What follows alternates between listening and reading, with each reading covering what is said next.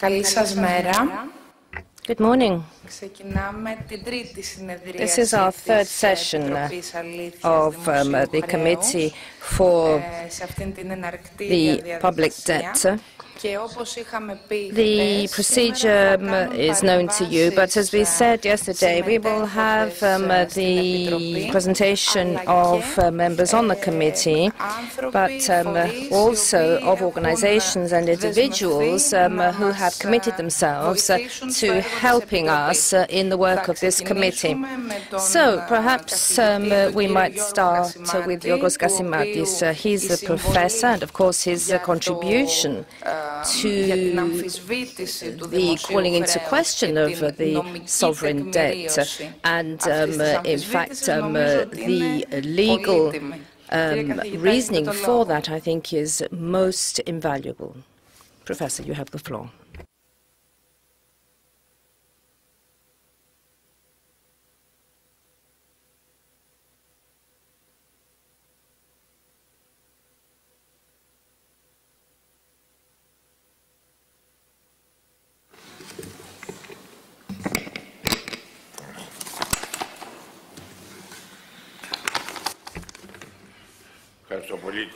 Thank you very much, Madam Speaker. Ladies and gentlemen,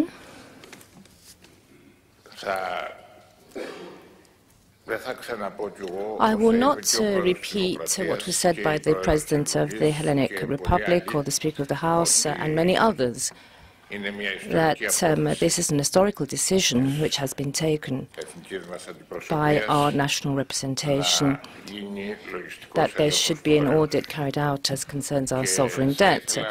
And, of course, this is what I would like to reinforce with some reflections which refer to the political significance of such an audit.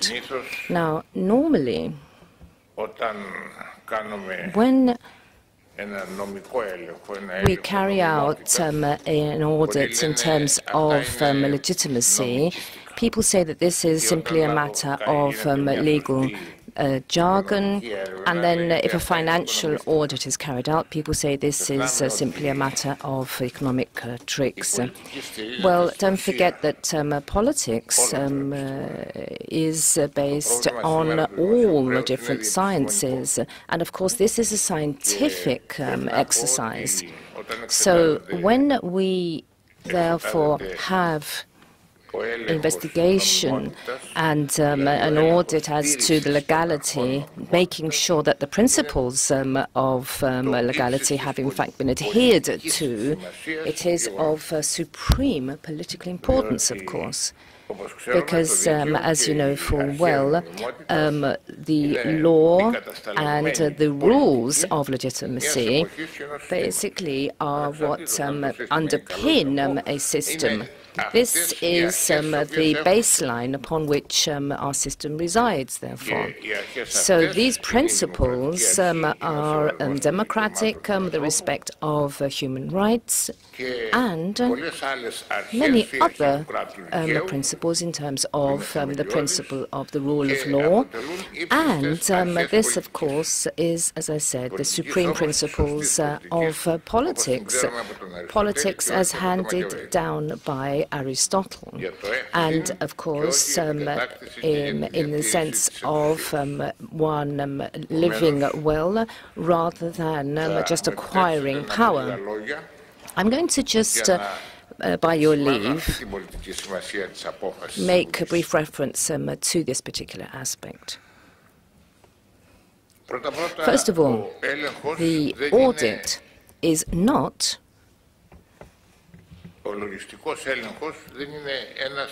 simply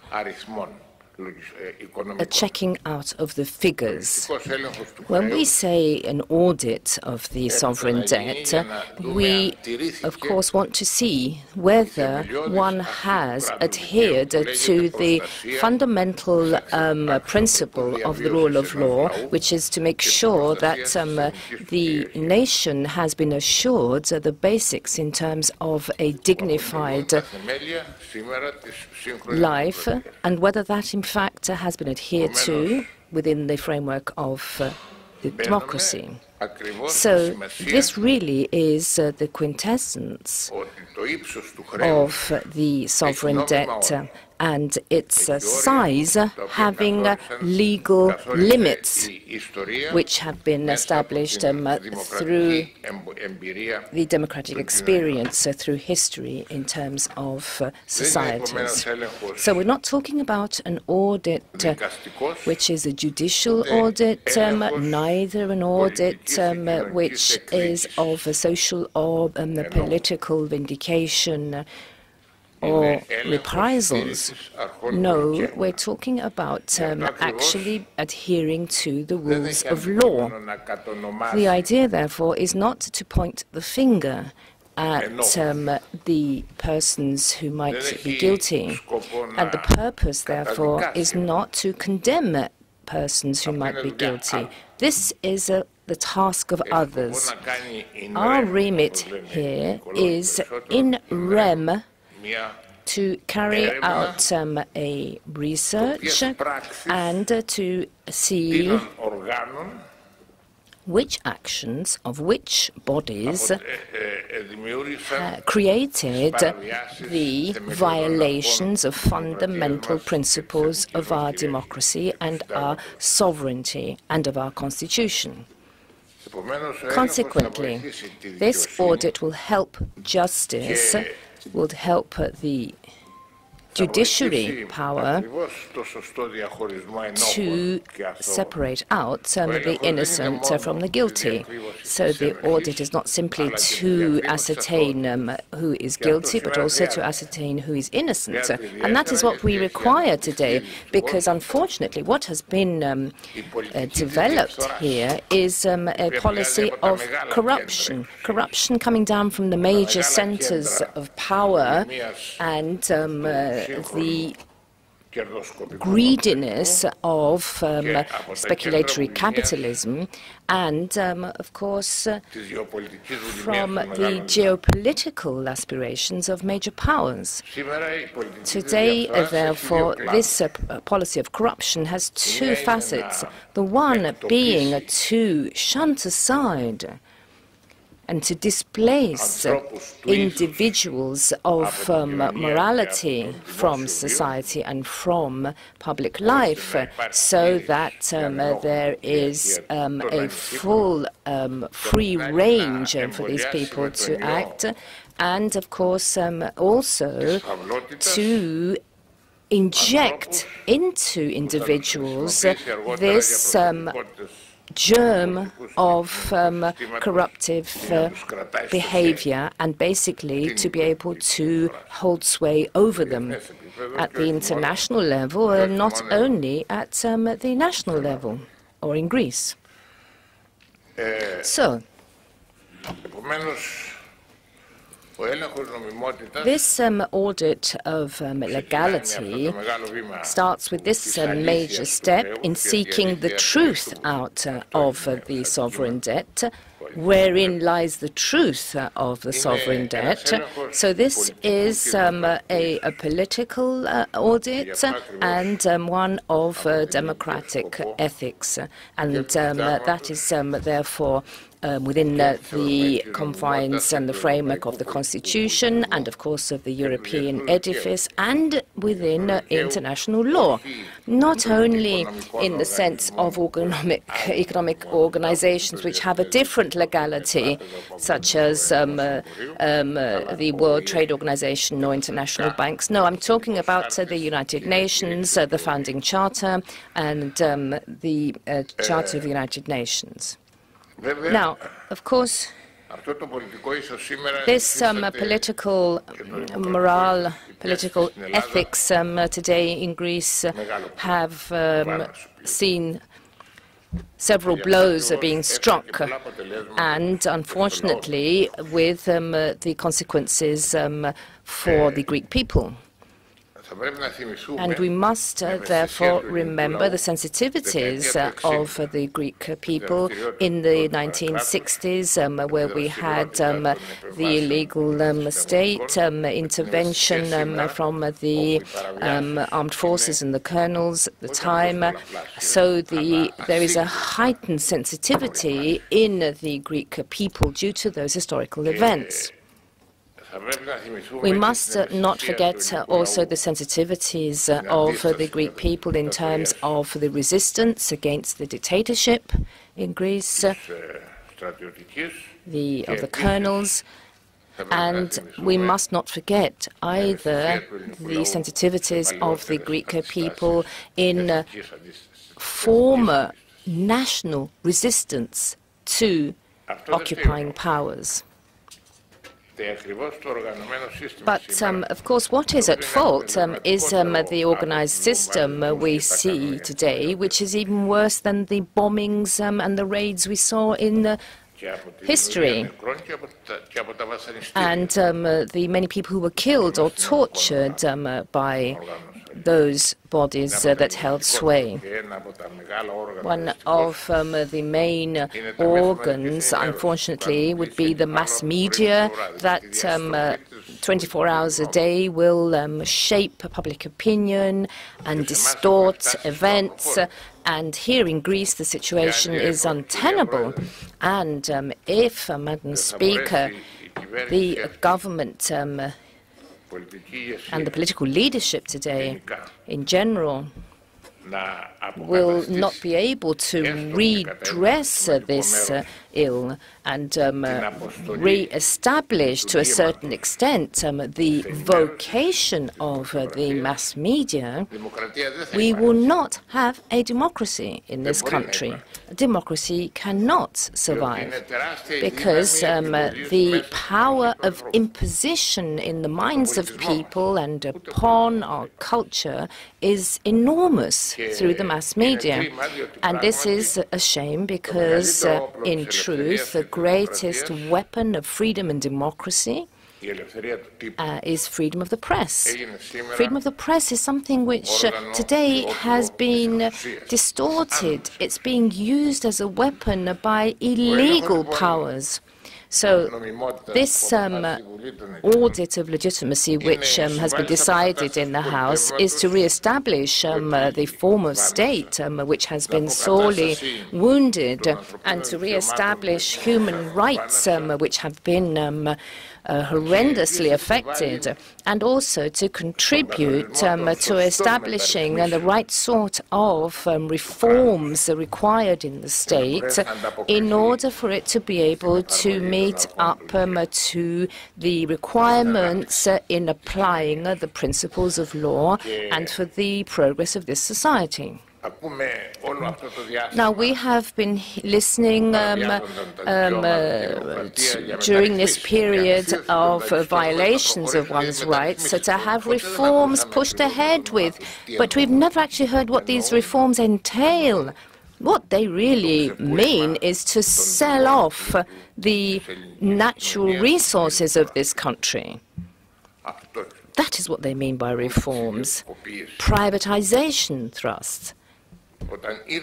So when they step in with an austerity policy and a program which has encompassed all of the policies of the country, not just fiscal discipline, it's not simply a matter of them having imposed within the EU treaties fiscal protection, which they have the right to do. No, they have come in and they've imposed a financial program which basically tells us whether we're going to drink milk which is 5 days or 10 days old. Consequently, this has meant that you see an attempt to completely change the country, not to help the growth of society, but to completely transform legalities, rights of individuals and of citizens. And this is the basic policy being exercised today, and which is now a subject of research in Europe.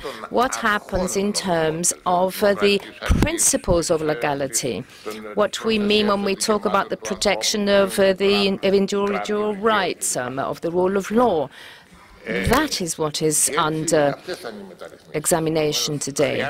Therefore, what we need is to re-establish legality in order to see what sort of reforms are required in society, and also to see how such acts or policies of growth will in fact be applied.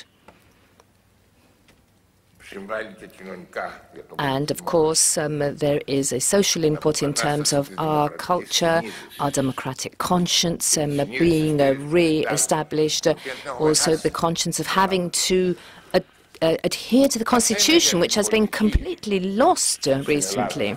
So this is what we need to do here in Greece. But don't forget that what is important is that this should be a policy of the European Union as well. So the Greek experience constitutes a basic problem and a basic issue of European culture and European integration with international dimensions. And Greece is the first country which has signed agreements which has dissolved all the principles in Europe. In Europe, not elsewhere in the world, because this is happening all over the world, but in Europe, Greece has been the first country where you've seen this dissolution of principles. And this is a policy which has come into the country based on agreements signed by us. Nowhere in the world will you have seen that this national sovereignty has been yielded and that a financial program has been accepted which leaves nothing standing in terms of economic policies in the country. Consequently, this legality audit is precisely an audit which Europe needs to exercise from where our borrowing really came, because this is what has affected the very principles of our civilization and culture here. So this is a regime which was imposed upon us, which violates and transgresses European principles, European democratic principles, the protection of the rights of the individual, all of the principles of the United Nations, violating the history of the country, and also, in addition,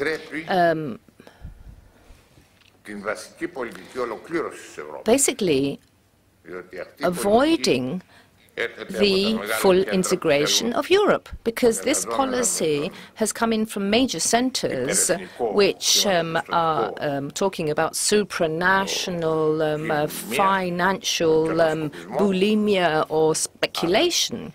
And they basically want to bring Europe under their hegemony for their own reasons. So this is a struggle being waged by Europe, by our European principles, therefore our struggle. So this is something that I need to point out as follows.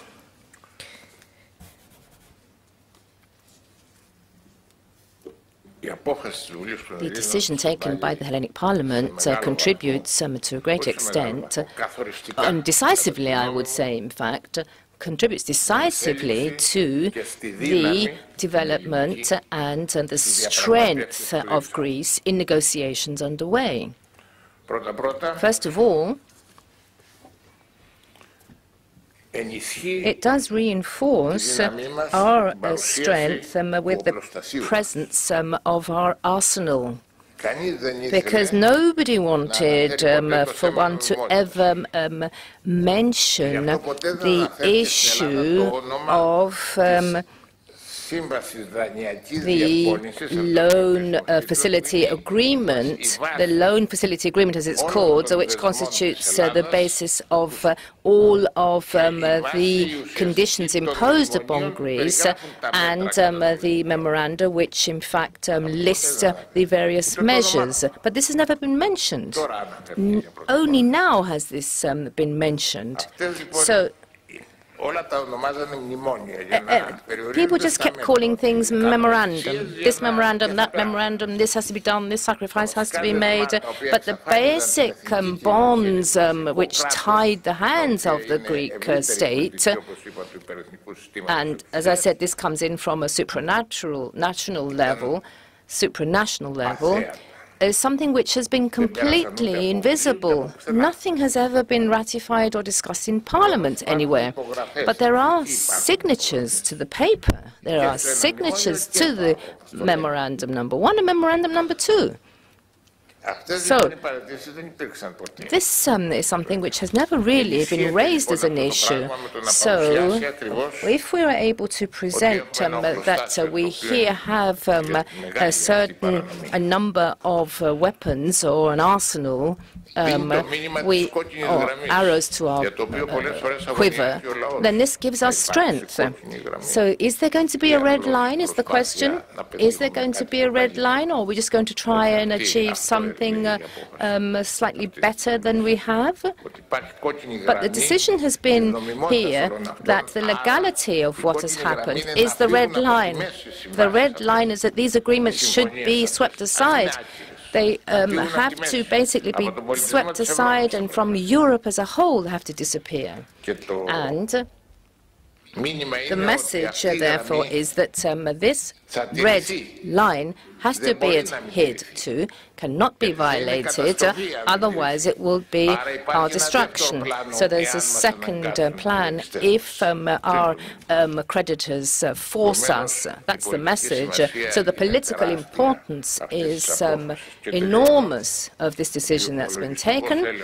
And finally, let me say that this audit is a step which will lead us to understand the legality of the actual size of the debt, and will help us to understand where the principles have been violated in the conditions. You see, you've got the content of the agreements, and this is basically an artifact, because in the history of international law, this is the first time that you see so many written violations, because violations, of course, as I said before, have taken place through the history of mankind, but this is the first time we have signed and sealed violations actually set down in an agreement, violations of democracy. And this is something which has to also be done away with. And what is important here, in terms of the political significance, is that it shows precisely where Europe is moving today. So this audit would be the first step, which, as I said, will be an audit in terms of the legality, the legitimacy of this sovereign debt. However, it is directly linked in to the legality of all of those actions which led to and shaped the sovereign debt from 2010 until 2015, over the past 5 years, in other words, to such a level of debt, a level of indebtedness. So I think, Madam Speaker, that you will understand that this audit, with the experts we have here, will help us look at all the legality. Otherwise, it's simply a half a limping sort of audit. What we need to do is to help feed into the work of any investigatory committee that may be formed. It is a democratic control vis-à-vis any sort of criminal behavior. Some people don't want this investigation of the truth. Some people don't want to reveal the truth of the debt. Somebody wants to conceal something. So we must move ahead in order to demonstrate all of the illegal and fraudulent actions. And it should be for the 5-year period I have stated, not prior to the 5-year period, because that will complicate things. Somebody else can do that particular work, but let us not confuse matters. We need to reinforce the idea of blame being apportioned properly. And the blame is not only on Greeks, it's also on those who have imposed these programs. So that is irrespective of any judicial actions which may be taken to redress justice in the future. Thank you.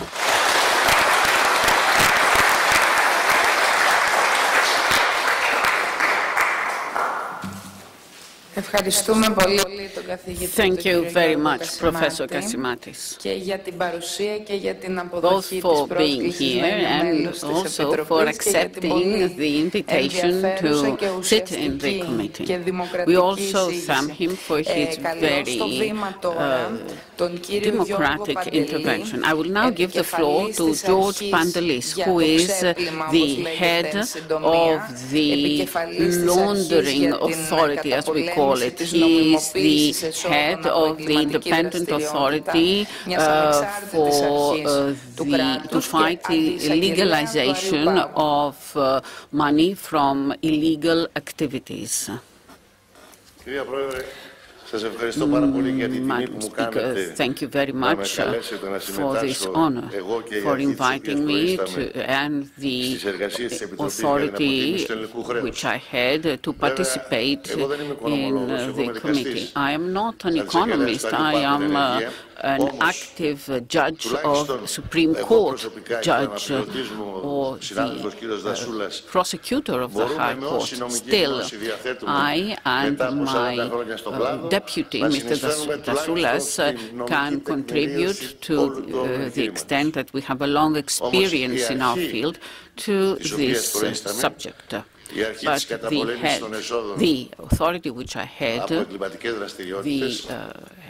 authority of fight against money laundering is a valuable authority in the hands of the state and in the fight against organized crime. Is staffed by many expert and specialized researchers who are able to look at the depth and the legitimacy of the contracts signed by the Greek state. The international relations unit of our authority maintains contacts with the FATF and Euro countries, and therefore we can provide you with assistance.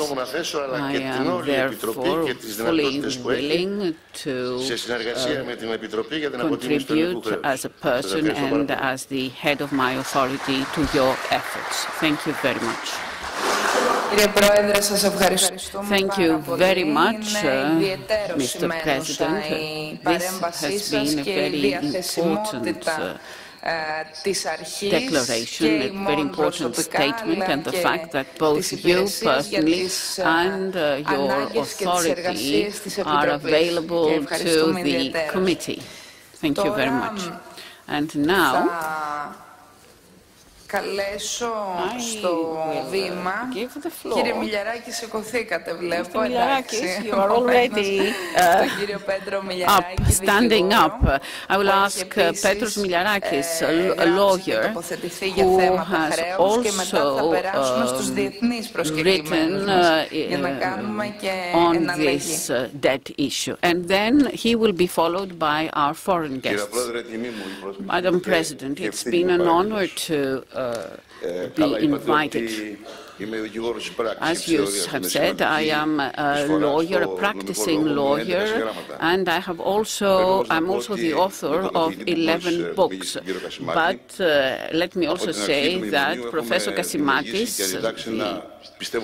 who has just taken the floor, and I have collaborated, and we have spoken against the memorandum ever since the start of the crisis.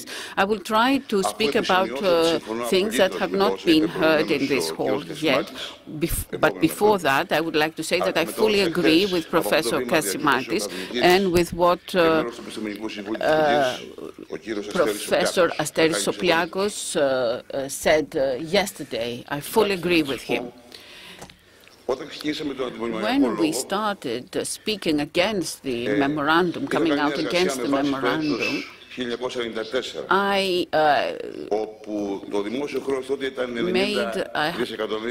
was working on a project based on 1994, and the public debt was at the time 90 billion euro, but the Greek people had repaid it 6.5 times higher. This is an odious debt. When we entered the memorandum, and that is why this whole process is very important. So, the debt was 278 but based on Eurostat, it was 297.7 billion. Let's take the Eurostat figures. 299.7 billion, that was the debt, of which 211 billion were interest. Isn't this an odious or whatever other type of debt you'd like to call it? From an economic point of view, legal point of view, or even humanitarian point of view. This was followed by the famous PSI. That was an intervention in the private sector. The then governor of the Bank of Greece, already since 1983, has written a book related to the financial institutions. Page 277 of his, 227 of this book, he includes the social security system as one of the financial institutions. So the social security funds are public law legal entities. Still, they were suffered a haircut as just like the private sector. The Lisbon Treaty Protocol mentions that the SSFs are fiscal institutions, but there is an exemption that the trade commercial actions are exempted. Therefore, from my experience, from the European courts, from Strasbourg and Luxembourg, I believe that it is possible to appeal because the very central right, the nucleus of the SSF is suffering as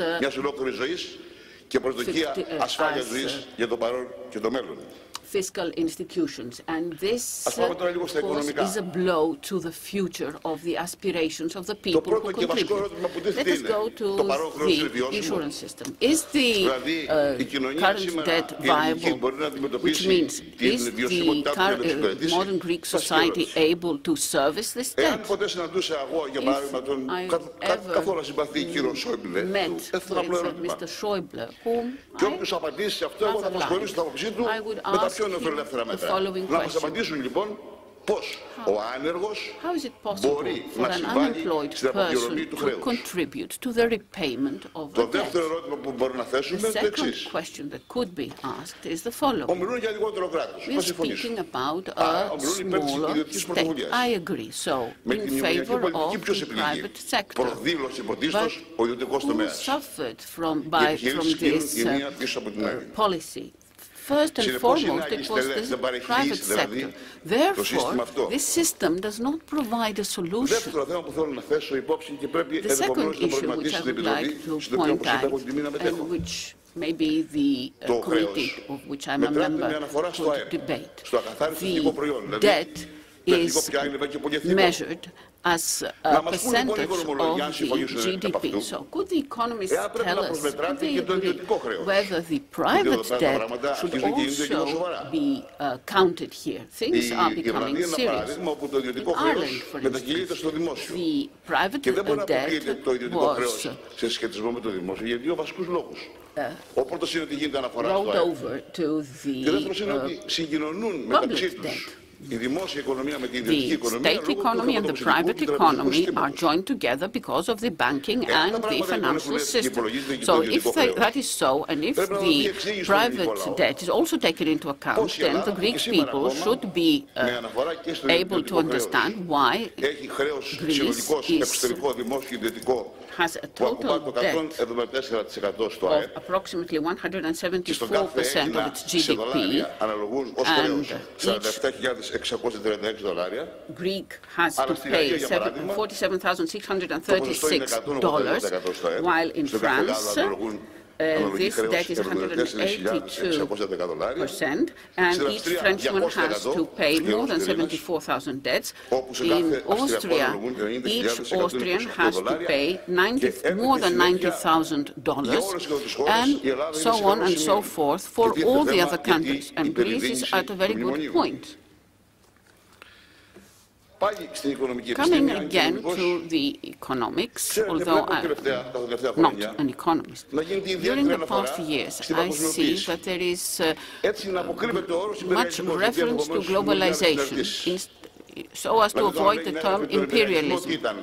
When people were talking about imperialism, wasn't that a situation of the time? Anyway, this globalization brings in two facts. First of all, it is asymmetrical. What does that mean?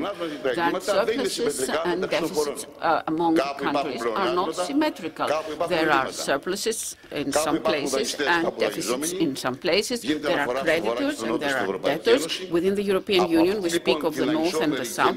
So, based on this asymmetrical growth, there are some who benefit. So, an answer is required here. How does this debt play in this correlation? The other issue is something that Gordon Brown said. I partly agree with him. In 2010, he wrote his book, Beyond the Crash, Overcoming the First Crisis of the Globalization.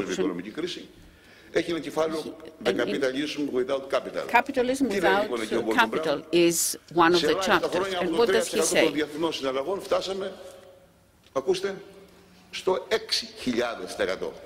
That in a few years we have moved from 3% to 6,000% of global transactions. This is a digital era, not a post-industrial era. Therefore, the debt can electronically be moved in seconds, and trillions can be made or lost. And this is the basic principle of the law, the proportionality principle. We have to see which are the bonds which have been bought.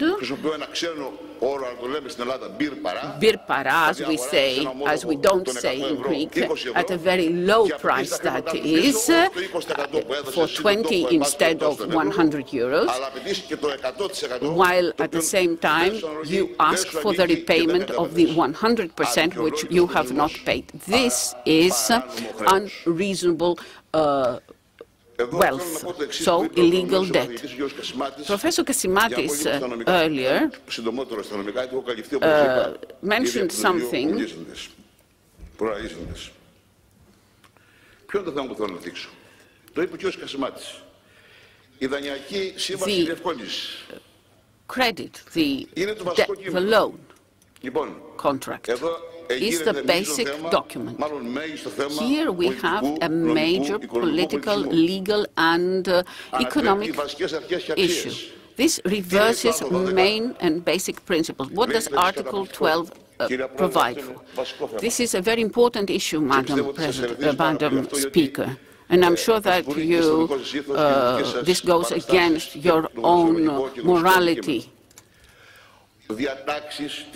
Provisions of the present contract, if deemed to be partially or fully abusive or illegal, will still be valid for the purposes of this contract. Now, what is this?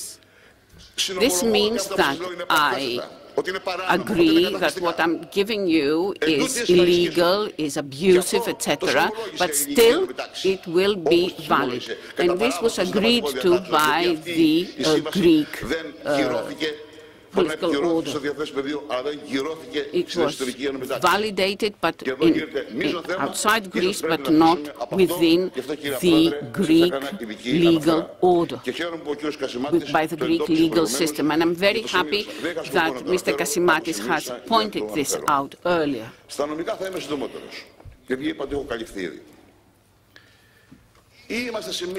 So, as far as the legal aspect is concerned, either we belong to a union of states where basic legal principles prevail or not. Either there is a primary law which binds the member states or not. The fundamental treaties for the European Union include important provisions. In the case of Greece, and as Mr. Kassimatis said, after 2010, the treaties have been violated. And this is due to political will in order to facilitate the debtors. Article 2 of the fundamental treaties refers to the basis of the regimes of the European states. Respect for human dignity, human rights. Article 3 refers to the objectives of the Union. Social cohesion, which we tend to forget recently, solidarity among the states, a legal culture which has been ignored or in order for the memorandum provisions to prevail. Article 4, paragraph 2 of the Constitution, as the President of the Republic said,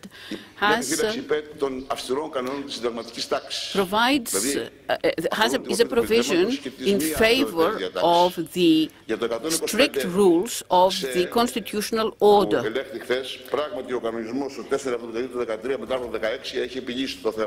Regulation 472 of 2013 has resolved the issue which was debated yesterday, but there are other provisions which were not abided by the European Union.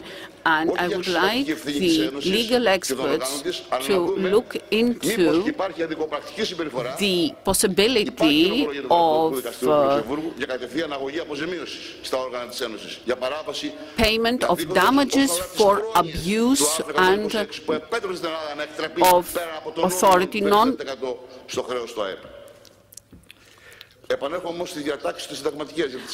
I will come back to the Constitution. The hard core of our Constitution speaks about the development of a personality and the protection of the dignity of the person.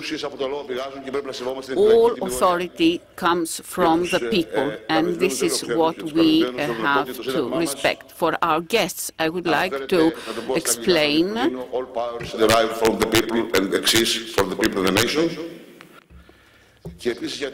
and to protect the value of the person. There is a clear provision. Respect and protection of the human being constitutes the primary obligation of the state. So, respect for human dignity and the vote of the people. Thank you very much for listening to me. Ευχαριστούμε πολύ.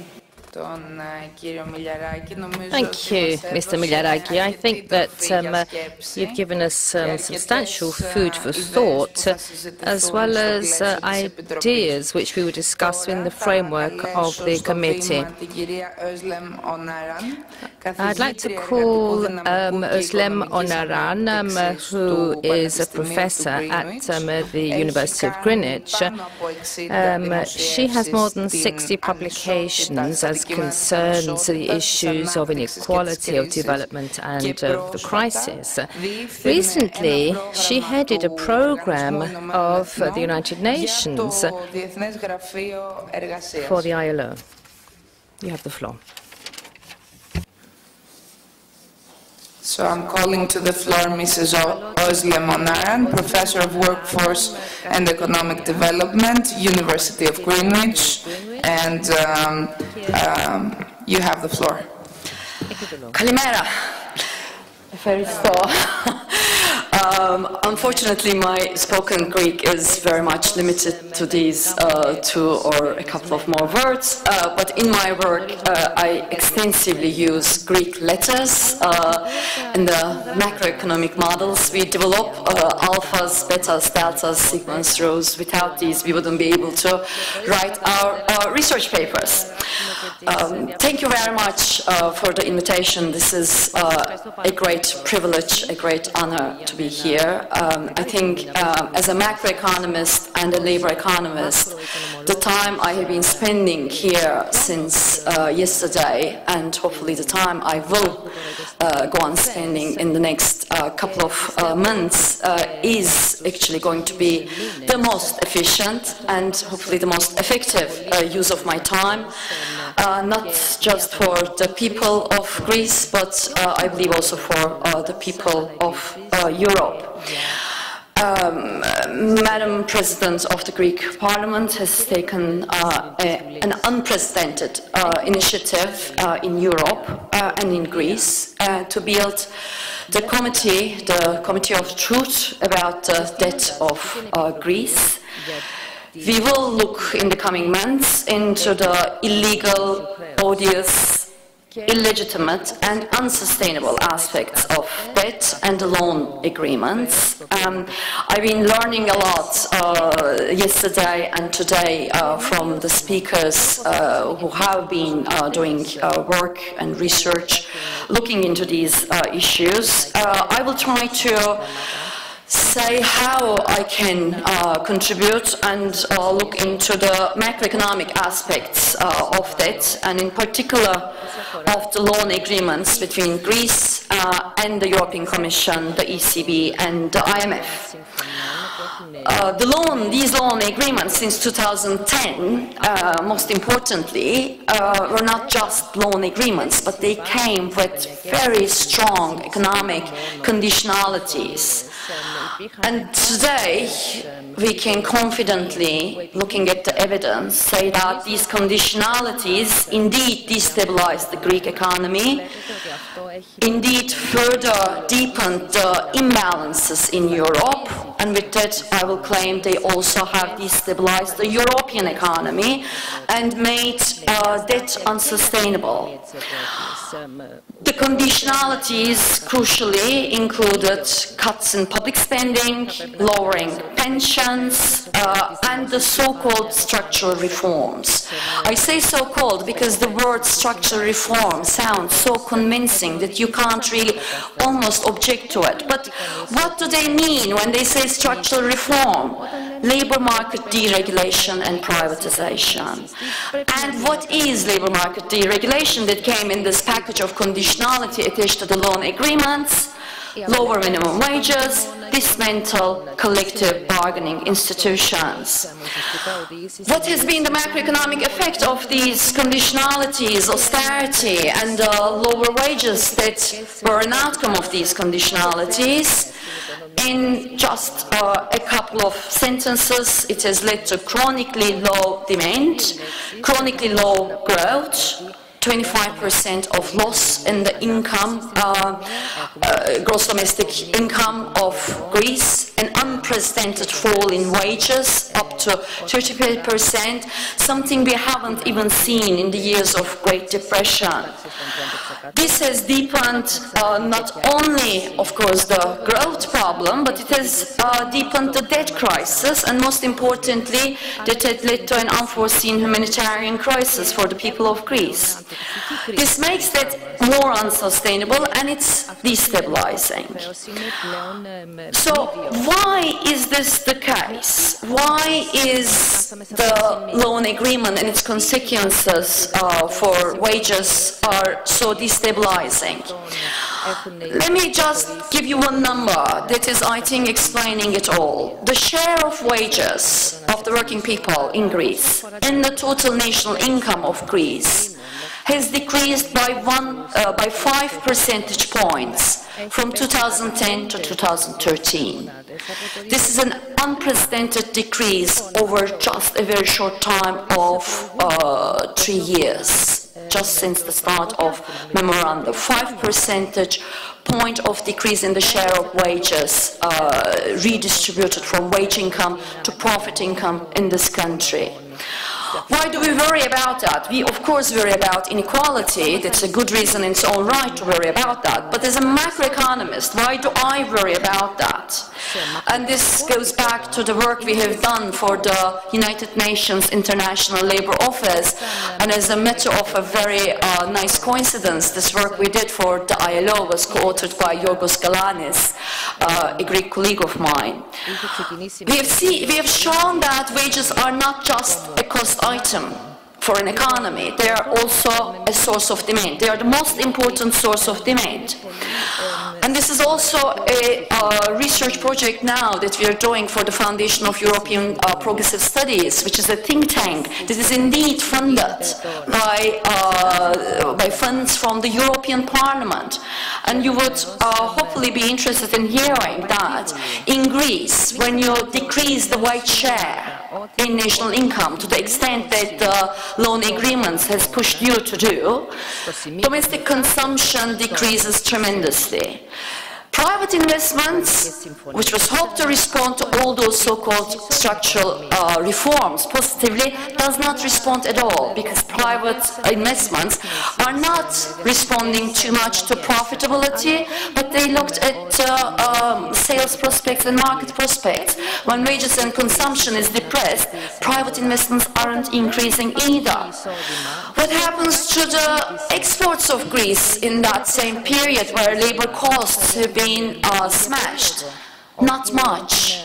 The expected rise, hoped for rise in the international competitiveness of Greece is not about labor costs. It would be about investment. It would be about genuine structural change in the structure of the economy. And I believe this is precisely what your ministry is looking into. Development and industrialization is looking into and trying to improve. So the loan agreements did and will do nothing by smashing wages and labor costs with regards to neither investments nor net exports. As a whole, very clearly, the loan agreements and its conditionalities has led to low GDP. From a debt perspective and public finance perspective, you don't have to be an economist to know that lower growth in national income will also lead to lower tax revenues and hence will lead to a higher debt. What we found in our recent work for the Foundation of European Progressive Studies funded by the European Parliament is that if if we could reverse the harmful effects of the loan agreements, if we could reverse the fall in the share of wages in national income that took place in the last 5 years, if only we could increase the share of wages in national income by 5 percentage points, we would get 4.5% more growth in Greece. Well, you can ask me, how are you going to reverse the fall in the share of wages in national income? And we know that. We know it all too well. It's about increasing the bargaining power of labor again. It's about increasing the minimum wages. It's about increasing the power of the trade unions. It's about reinstating the collective bargaining institutions that have been dismantled by the very loan agreements. And I read the reform packages that have been suggested by the new Greek government to the European Commission, to the European Central Bank and the IMF, and they include precisely these measures: reinstate collective bargaining institutions, gradually increase minimum wages. And what do we hear from the European Commission? What do we hear from Christine Lagarde of the IMF? We hear that this is a reversal of the structural reforms. This is a reversal of the labor market reforms. These are vague measures. No, I dare to say these are very clear measures. These are the only measures we need if we want to reverse inequality, generate higher growth, higher income, higher tax revenues in Greece. But you're not interested in these, I believe. Of course, it's not about only increasing wages, it's also about delivering the necessary social spending. And when I read the reform package of the Greek Parliament, I see that. It's about increasing social spending, not just only to deal with humanitarian crisis, but also to create more jobs. I want to refer to earlier work that has been done in this country, in the Labour Institute of the Trade Union Confederation of this country, by 2 colleagues of mine, Sydney, who have left Greece and who are now working in London, Maria Nicolaidi, working at the University of Greenwich with me, and Yanis Stafamos.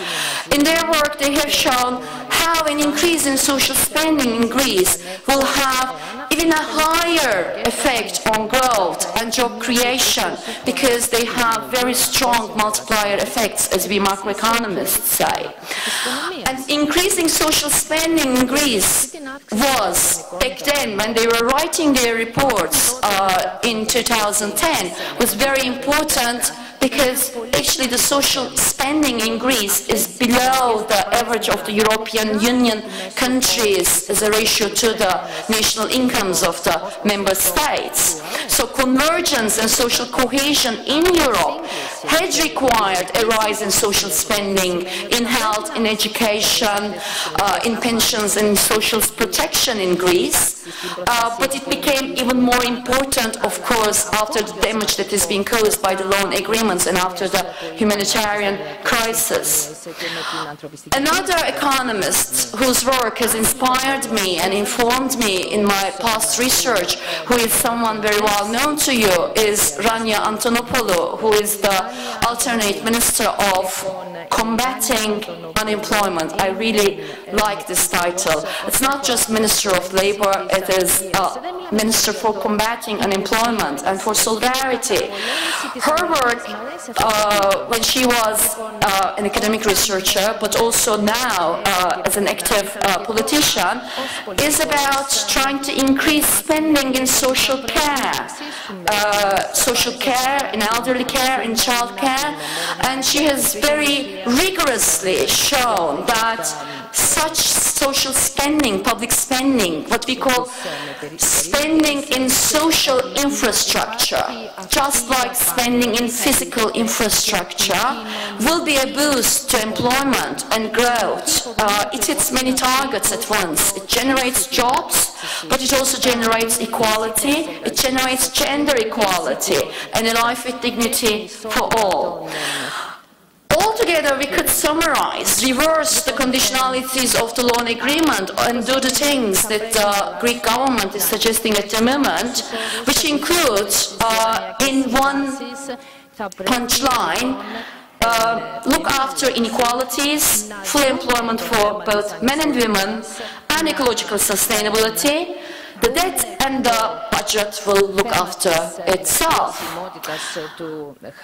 Obviously, coming back to the work that our committee will do, there are well-established concepts in international law that allows us to question the legitimacy of a loan agreement when it deters a state from meeting its obligations to its citizens, to ensure adequate access to basic rights such as access to health and education and a life with dignity, as well as right to association and organize, which are basic human rights according to the charters all European Union member states have subscribed to. But behind the loan agreements of the European Commission, the European Central Bank and the IMF, there is a completely different logic. It's the logic of neoliberal economic rationale, which argues that services such as health and education are best provided by the private sector. Public sector should rather quit from the supply of these services. Public sector is seen in their neoliberal logic to be, by definition, inefficient and crony and corrupt. In their world, what we praise is right to associate, basic social right to organize, right to unionize. Trade unions are seen as a sort of a rigidity. It's not a basic right in the logic of the memoranda. Trade unions are accused of protecting only the rights of a small group of privileged workers at the expense of other workers. We would rather extend the right to be a member of a union to all workers and end precarity. However, they want to end the right to associate for all members of our society. This is an ideology. This is the ideology behind the loan agreements. So the agenda is very clear. It's to dismantle the welfare state. It's to leave the basic public services such as health and education and utilities such as energy and water to the private sector, such that they can plunder these areas as sources of increasing profitability, making profits in new areas. The logic is to abolish the bargaining power of labor by abolishing collective bargaining institutions. Debt and the conditionality associated with debt is just a class warfare rather than a solution to the structural problems of the Greek economy and other member states of the European Union. Crisis has been just a very good excuse, and they have made very good use of that until now. And I'm very, very happy and encouraged and optimistic to see that the Greek government is trying to put an end to that unforeseen battle, unforeseen warfare that has been being waged by the European Commission and the mainstream parties of the European Union. Obviously, reversing the conditionalities and all the other good policies I have summarized around looking after inequality, looking after full employment for men and women, and ecological sustainability cannot be done in the prison, in the straitjacket of debt. Debt straitjacket is arresting the resources of your economy and the resources of the European member states elsewhere. It's preventing the right rational economic policies. The things that I've been suggesting are not heretic policies. They are the only rational policies.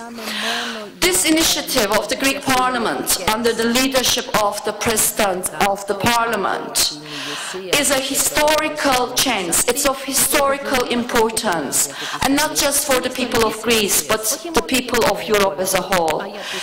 If Greece shows the way, if Greece opens the way, it will be an unprecedented chance for the people of the Spanish state, Ireland and Portugal.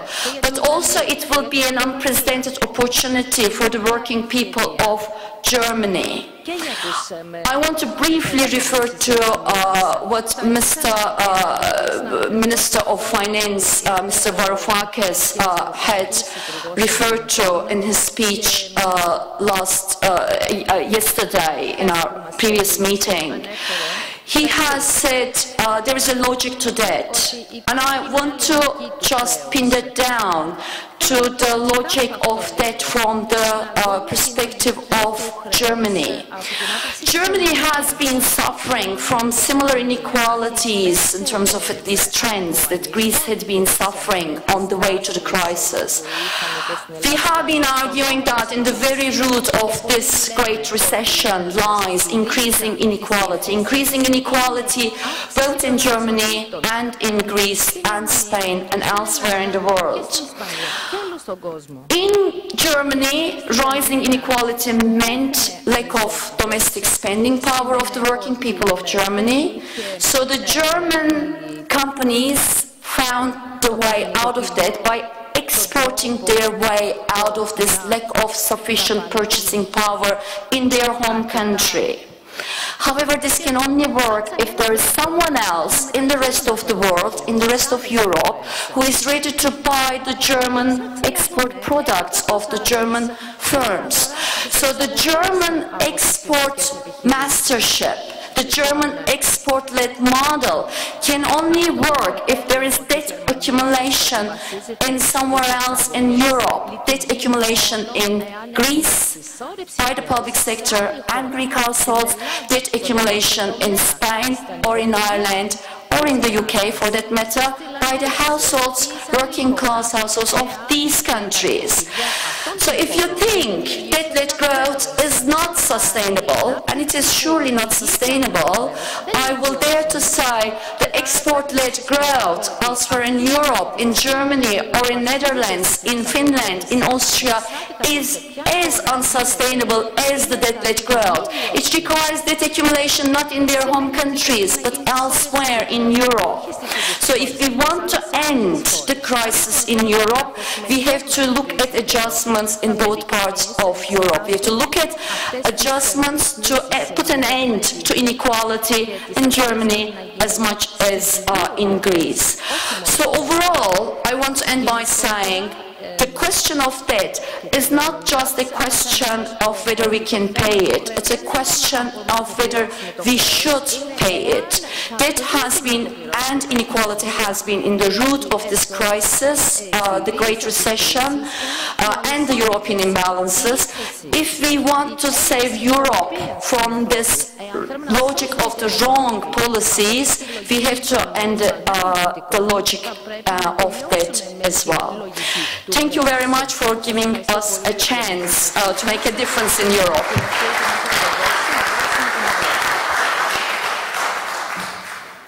Thank you, Professor Onaran, for your very thorough presentation and for the emphasis on the inequality which is intrinsically linked to the system of debt and loan agreements.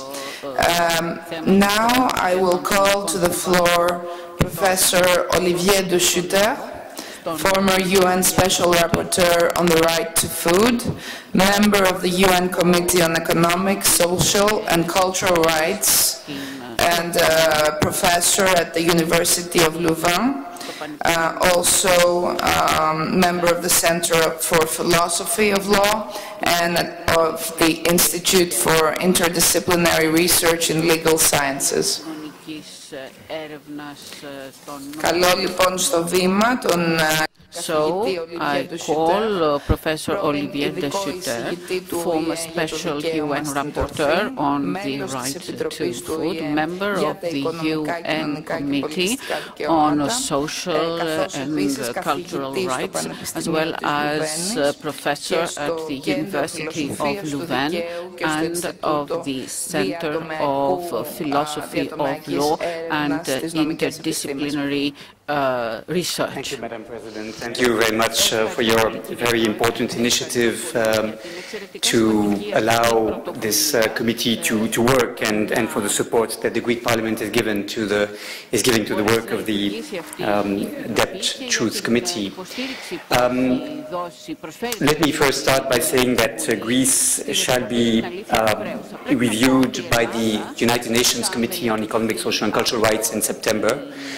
As a member of the committee, I have to start by saying that whatever I say here is, of course, in my personal capacity and does not prejudge any position that the UN Committee on Economic, Social and Cultural Rights shall be taking when reviewing the situation of Greece. But it will be a very important moment where the situation of economic and social rights of Greece will be examined, considering the evolution of the past 4 or 5 years, and I very much look forward to that discussion, which, however, I may not be able to take part in, given my role within this committee established by the Greek Parliament.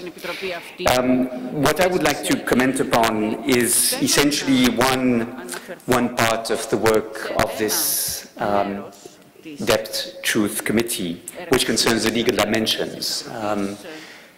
The economic dimensions have been discussed by many of those intervening at this podium, and the legal dimensions have also been addressed. I believe that there are 3 key areas on which the legal analysis of the situation of the debt could be explored, and we very much will depend on your support, Madam Chair, and on the support of the services of the Greek Parliament to provide us the information we need to arrive at sound, well-established conclusions on these different dimensions. The first question is related to how the Memoranda of Understanding of 2010 and 2012 have been negotiated. International law, in particular, requires us to look at 2 issues that relate very directly to whether these obligations imposed on Greece are valid under international law and whether, therefore, the debt is one that is legal. The first issue is concerning the context in which the negotiation took place, and more precisely, whether that context was characterized by a circumvention of the domestic laws in Greece that relate to the conclusion of international agreements, and whether that negotiation was characterized perhaps by coercion and therefore by the lack of consent of Greece to the memoranda imposed on it. These are difficult issues. The Vienna Convention on the Law of Treaties says that only in exceptional cases may a state invoke the violation of its internal law to consider itself not to be bound by an international treaty its representatives have signed. The violation of internal law may only be a pretext for not complying with international obligations if this violation is manifest and if it concerns a rule of internal law of fundamental importance, and this is what Article 46 of the Vienna Convention on the Law of Treaties says. The Vienna Convention on the Law of Treaties also has a provision on coercion. This is Article 52 of the Vienna Convention, and the wording of this provision is the following. A treaty is void if its conclusion has been procured by the threat or use of force in violation of the principles of international law embodied in the United Nations Charter. When this convention was negotiated in the 1960s, developing countries insisted that coercion may also exist when a state is in such an economic state, such an economic situation, that it has, in fact, no choice but to accept the conditions imposed on that state if the state is to be viable at all. And that was refused by the Western countries, the rich countries. So the compromise was to add to the Vienna Convention a declaration, which is titled Declaration on the Prohibition of Military, Political or Economic Coercion in the Conclusion of Treaties. And this declaration says that the signatories of the Vienna Convention on the Law of Treaties condemn the threat or use of pressure in any form, whether military, political, or economic, by any state in order to coerce another state to perform any act relating to the conclusion of the treaty in violation of the principles of sovereign equality of states and freedom of consent. So the question we shall have to examine is whether the economic situation in Greece was such as to essentially invalidate the consent as expressed by the representatives of the Greek state when concluding the Memoranda of Understanding of 2010 and 2012 with all the long list of conditionalities imposed on the so-called bailouts of Greece on those occasions. Another question we'll have to address concerning the negotiation of the treaty of the memoranda concerns whether the circumstances have so fundamentally changed since 2010 or 2012 that, in fact, the consent that was the hypothesis given then is, in fact, not valid anymore and would justify re-examining the agreements concluded at the time. May, for example, the growth of poverty and inequality be such a fundamental change of circumstances, since it now is clear, what may not have been clear in 2010-2012, that the conditionalities imposed by the Memorandum of Understanding result in massive violations of human rights of the Greek population. Is this a fundamental change of circumstances in the meaning given to this term by Article 62 of the Vienna Convention of the Law of Treaties, justifying that these memoranda be considered illegal? To me, it remains an open question. It is clear, however, that since these memoranda were concluded, a range of decisions were adopted by international human rights bodies, finding Greece to have violated its human rights obligations by implementing these conditionalities appended to the Memoranda of Understanding. We know, for example, that the European Committee on Social Rights, in decisions adopted on the 23rd of May 2012, in a range of decisions adopted later in 2012 on the 7th of December 2012, found Greece to have violated a large number of the rights of the European Social Charter as a result of implementing these conditionalities appended to the Memoranda of Understanding. I will not bore you with the long description of all these cases, there are many of them, but the question we have to ask is whether this is a fundamental change in circumstances in validating the memoranda of 2010-2012. That's the first set of questions.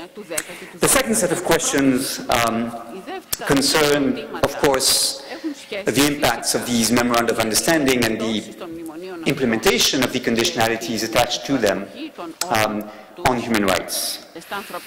Were these memoranda designed in order to take into account the human rights impacts and thus ensure consistency between these memoranda and the pre-existing human rights obligations of Greece? I have no indication to this date that any impact assessment was made to examine the social impacts, to examine the human rights impacts, either by Greece or by, indeed, the various lenders of of the Greek state. Now, the United Nations Guiding Principles on Foreign Debt and Human Rights of 2012 very clearly affirmed the primacy of human rights and the duty to assess sustainability of debt burden on the realization of human rights. This also is something we find in the Guiding Principles of the United Nations on Extreme Poverty and Human Rights. Both instruments have been endorsed by the Human Rights Council. In paragraph 61 of the Guiding Principles on Extreme Poverty and Human Rights, we read the following: the international community's commitments to poverty reduction cannot be seen as in isolation from international and national policies and decisions, some of which may result in conditions that create, sustain, or increase poverty domestically or extraterritorially. Before adopting any international agreement, and I continue the quote, or implementing any policy measure, states should assess whether it is compatible with their human rights obligations. So the UN Human Rights Council, in these two documents, these two sets of guiding principles, very clearly impose a condition before concluding any international agreement to assess the human rights impacts, and that is a procedural requirement that is independent from whether or not, in fact, human rights have been violated. It is required to act with due diligence to examine, prior to the conclusion of such agreements, whether human rights might have been violated. Indeed, it's not just the Human Rights Council that says this. This is something that follows, in my view, from the International Law Commission's articles on state responsibility that also say that states should not be allowed to circumvent pre-existing international obligations by the conclusion of later international agreements.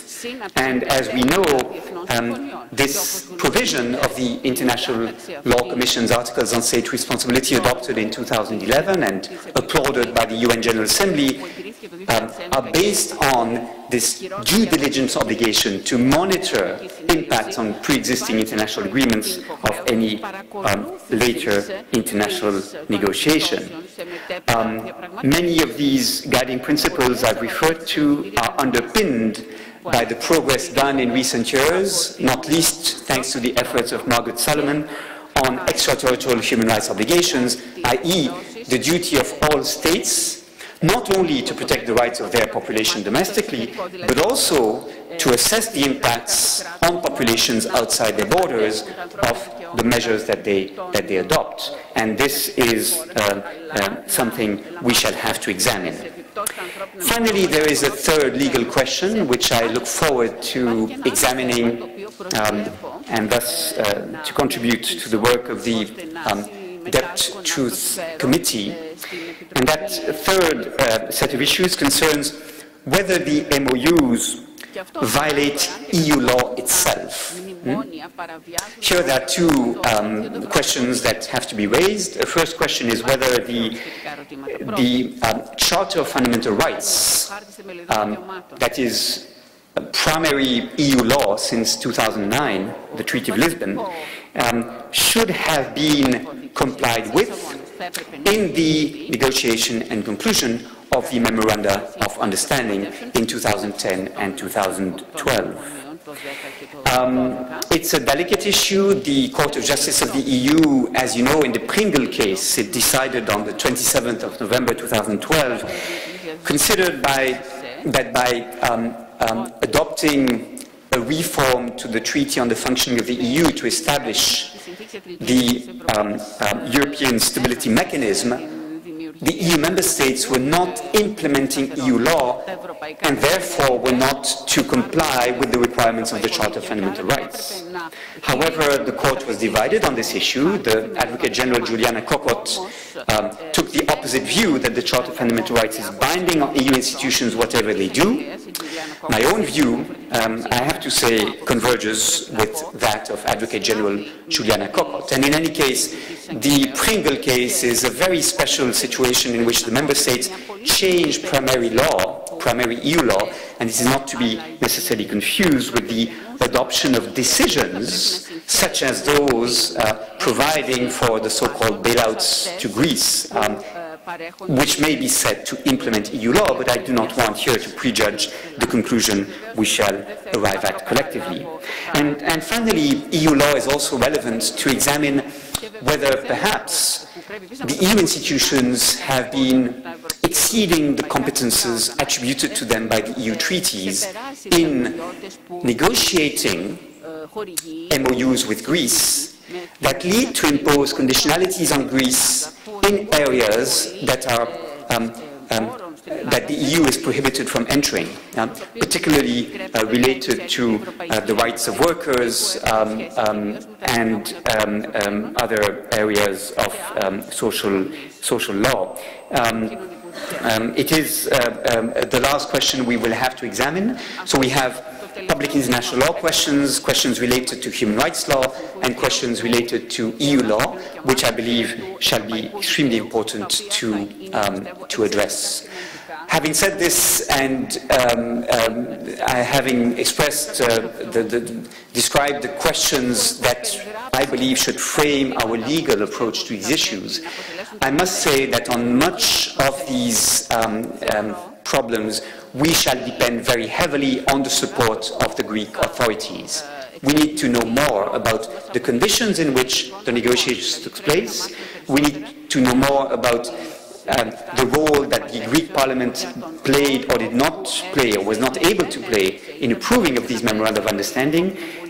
We need to document very carefully what has happened before being able to assess these legal questions. Let me therefore thank you not only for inviting us to be part of this Commission, Madam President, but also for all the support that you will be giving to our work in the coming weeks and months. Thank you very much.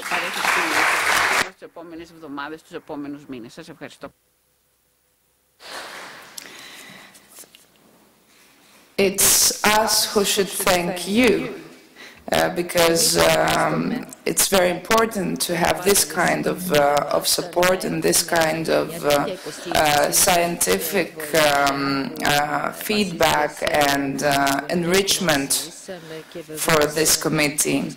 Και πρέπει να πω γιατί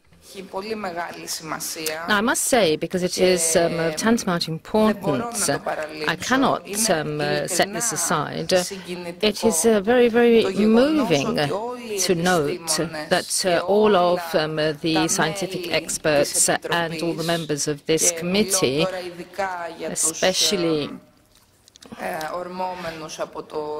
alluding to those who've come in from abroad, you have accepted to contribute to this effort without any sort of remuneration, no pecuniary advantage. And this, of course, is of importance, given that this country has suffered sorely from the wasting of huge amounts of money on different and various types of advisors,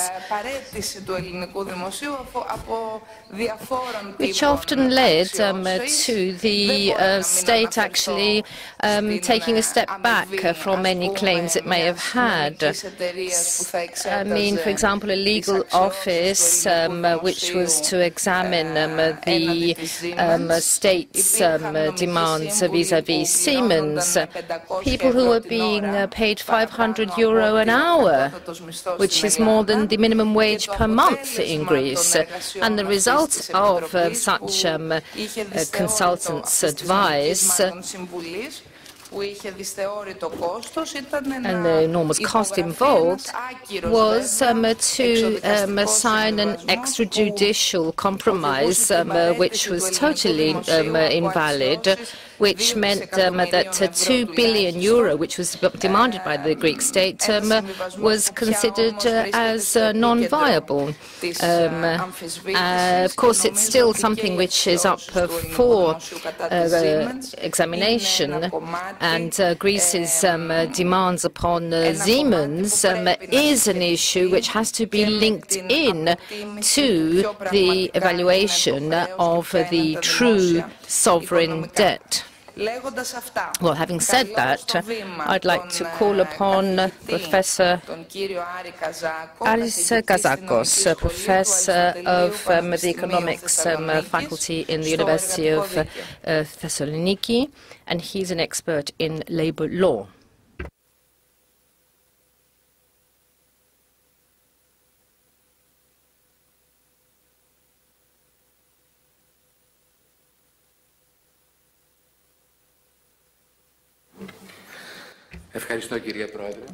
Thank you, Madam Speaker. Well, I think that the first thing I should say here is that the formation and the operation of this committee is a very bold political act. It's something which we owe to the Greek democracy, but also to Greek society. In other words, that we should basically provide a reason for having found ourselves with such indebtedness in order to provide opportunity, or even upon our creditors and those in collusion with them, to explain themselves. Precisely as to the vested interests, the loans, and this whole policy of imposition on our society. Now, this is something which, of course, is of great value for Greece, but also for all nations. Consequently, I think that one of the first things that we have we owe a debt to do is to mete out praise for the persons who took the initiative, and of course to Madam Speaker Konstantinou, who certainly is due all our praise. Now, the Greek Committee for Audit of the Debt with Sofia Sokorafa was established a few years back, and she was the harbinger of this effort. I've seen others also here with us that have been working in the committee. But as concerns the actual work of the committee, which is invaluable, I must just remind you of the offer of help from all the ministers who spoke yesterday, but also to just put in some footnotes as concerns the help we're expecting from the ministries here in Greece. You see, the bureaucracy in our services, which we have in the ministries, often is able to develop resistance. So I'm not quite sure to what extent the help will be forthcoming, not from the ministers, but from the general bureaucracy, say, for example, in the General Accounting Office. Now, I've heard from the Budgets Office in the Parliament and also the Scientific Service in the Parliament to help the committee's work. I've also heard from the head of the authority, which is talking about money laundering. But I must add that the help which we would expect and certainly need from the General Accounting Office is not simply a matter of documents being provided from their archives, or if they give us several rooms full of documents and we wouldn't know how to use them. We'd need to have help in evaluating the documents, and without help from the people in the GAO, I don't think we're going to be able to move ahead on this. There's another dimension which pertains to the data which is imperative for us to have from services and from accomplices. I'm going to use that word, accomplice, in foreign governments, France and Germany, for example, because one of the very interesting elements in revealing the truth, in really understanding the sovereign debt in Greece, and also to certify the legality or the non-legality of the debt, is to look at the information which pertains to foreign governments, the creditors, the banks of those countries. and the large enterprises of those countries. It's not without significance that the banks in Germany, for example, actually sell Greek sovereign bonds, and it's not per chance, as it has been said over the past 2 days, that we have the issuing of debt from the banks to cede from the banks to the governments to hand over that debt. So we may come up against the wall, you see. So we need basically also to perhaps call upon certain elements as concerns the collusion that took place between banks, governments and enterprises. Now, the work of this committee, perhaps I should repeat, is not to find out whether the debt can be paid, whether it's a sustainable debt, because we all know that it is not sustainable. And even if you were to slice people up, we're never going to be able to pay the money. The main issue at stake, and the work of the committee, is to investigate as to whether this debt should be repaid. And, of course, this would, bring in the issue of the legitimacy of the debt. That issue also comes up. From Herr Schäuble and Frau Merkel, I'm just using their names because they personify the bodies which seem to impose a policy of coercion, violence in their policies, which are unprecedented as concerns the agreements, because they say, yes, agreements have to be adhered to, pacta sunt servanda is what they quote, but really this is simply, as concerns contract law, this is a detruncation of what's happening. Pacta sunt servanda is, first of all, to see whether the pact is actually legitimate, and of course just sort of truncating this is an effort at sort of cutting off all of this issue of sovereign debt from its very root cause, the generative cause as to why such loan agreements were imposed. Now, it is, of course, strange to note that the extreme supporters of contractual law being truncated are the Germans, who have an unprecedented history, because they do carry with them the wounds of the Versailles Treaty after the First World War, wherein this treaty and the reparations were imposed under the boot of the victorious country on the necks of the Germans. So it's paradoxical that it's the Germans themselves who have this in their history are the most staunch supporters of this type of truncation of the agreements. And of course, we all know full well that apart from the legality of an agreement, you can, of course, have defeasance from the contract if the whole framework within which the agreement was concluded has been overturned, rebus ex tantibus. And we've got a whole chapter on this particular issue.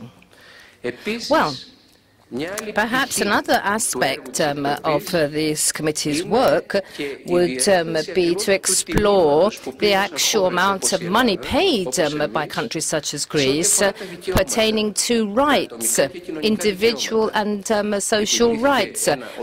We have paid a very high price, which was destructive for our very existence, and no contractual obligation can demand demand legitimacy when it's linked into such an overturning of the lives of people. Just a couple of words as concerns the rights. You see, sometimes people think that these are just symbolic ideas. Fundamental rights, in essence, are the same, are one and the same as concerns our conditions of survival. Dignified wages, dignified pensions. I mean, these are true situations, and these rights have been affected, whereupon people then fall. I mean, literally people fall to the ground, and our guests here know full well what were the consequences of these rights having been swept aside. And as concerns the legality of agreements, we need to look at the available sources. Are we talking about the Charter of Fundamental Rights? The Commission refuses to implement the Charter of Fundamental Rights as concerns the applicable laws and memoranda. They're not saying this is not union law, so according to Article 51 of the Charter, it cannot come under the field of application for the implementing laws or the memoranda. This is a very, very strict interpretation of Article 51 of the Charter of Fundamental Rights. It's also a constant negation of the fact that all of the agreements with the creditors and the memoranda and the applicable laws are being done in contravention of European Union law. And other people have noted this already as concerns the treaties or the agreements that have not been observed in the implementation of the memoranda. Now, of course, one does not only refer to the Charter of the Fundamental Rights, and of course the cynical negation thereof, which the European Union is doing. It's refusing in a bailout program to apply the fundamental principles of individual and collective rights, saying that all these measures and all these laws do not fall within the Charter's remit. But there are also other sources. It's not just a matter of the Charter. What about the common constitutional traditions, which, according to case law of the EU, constitute a binding law for the European Union institutions as well? And the most important of decisions taken by the ECJ, which in fact do fall in line with this, saying that this is a source of law. The traditions of our countries, constitutional tradition, is a source of law. Laval and Viking case, ECJ. And not only. Now, also as concerns the loan agreements and applicable laws are being judged on the basis of international sources and our constitutions is something which cannot be called into question. Of course, in 2012, a decision was taken by the Council saying that, according to the Constitution, the first memorandum measures of 2010, reduction of wages and pensions at the time, and our court here said that these measures have judged on basis of the Greek Constitution, and it set certain limits in point 35 on that, saying that all these measures had certain conditions in them, and of course you have to adhere to Article 2, Paragraph 1, which talks about the dignity of the individual. Now, as concerns the issue of legality, I want to shed light on the discussion from a different angle on. We have to know precisely what we mean when we say legality and exploration thereof. Because if you were to just observe behaviours and practices of EU institutions, especially the Commission, you will ascertain that often the actions of the Commission and other bodies in the EU do not adhere to legality, simply to expediency. So, setting aside the obvious examples of a violation of principles and rules, as, for example, the fact that the commissioners of the Commission, when their term is finished, they are then employed by enterprises which they were supposed to be controlling before. So, you see, these were enterprises which supposedly were subject to audits by the commissioners, and then they're employed by those very enterprises they were auditing. So I won't insist on this particular example, which may seem to be rather esoteric. Two examples as concerns expediency and legitimacy of the EU institutions. Now, you will have heard probably that a few days ago, Olympic Airways operations were sold to a private individual some time back. Well, the Commission, in a decision that it took, was of the view that in this case we should not apply the directive on the transfer of enterprises and the protection of the rights of workers, which includes the right to look at their labour relations and to have them continued under the successor. Now, what about this opinion of the Commission, which was directed to the Greek government? Has that anything to do with legality, excluding the application of European law? And according to ECJ case law, this is in fact prevailing even over the constitutions of European member states. Another example, just to show the rather jagged lines between legality and expediency. A few years back, it was decided to wind up a company which belonged to the commercial bank in Greece, phosphoric fertilizers in Thessaloniki. Now, the state undertook the cost of this winding up exercise by paying out compensation to workers, and the whole of this operation with a view to sell the commercial bank clear of any debt, in other words, clear of any encumbrance to a French bank. And one of the so-called systemic Greek banks had, in fact, before the legal services of the Commission, submitted a complaint in terms of the law of competition, in terms of the state subsidies given to this bank, the commercial bank, in order for it to become more attractive as a sale to the French bank. Now, this systemic bank that submitted the complaint thereafter withdrew this complaint, and just shortly afterwards it acquired a huge package of shares in a Greek petroleum company. So, rescinding that complaint and acquiring a share package in a state petrol company, does this seem to be totally unlinked, these two actions between themselves?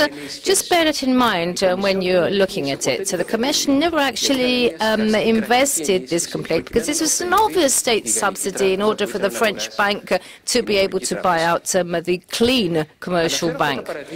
I mention these examples just to show you the limits of legitimacy and to see how you have expediency creeping into actions of the European Union, and to underscore that the legality that we want to explore cannot, in fact, be achieved unless you have the policy of mobilization of peoples, and you have to have the imposition of of legality as a policy, because if we leave it up only to the institutions, I very much fear that we will be waiting in vain for a long time. So I believe that people can in fact impose the legitimacy that we want to shed light on. And, of course, it must be said that all of the work of this committee, which is invaluable work, as I said, really comes in as a response to what was said by Heraclitus, that everything can be done from the contrariness and from need. I mean, the need is here in Greece, in Greek society, and not only Greek society.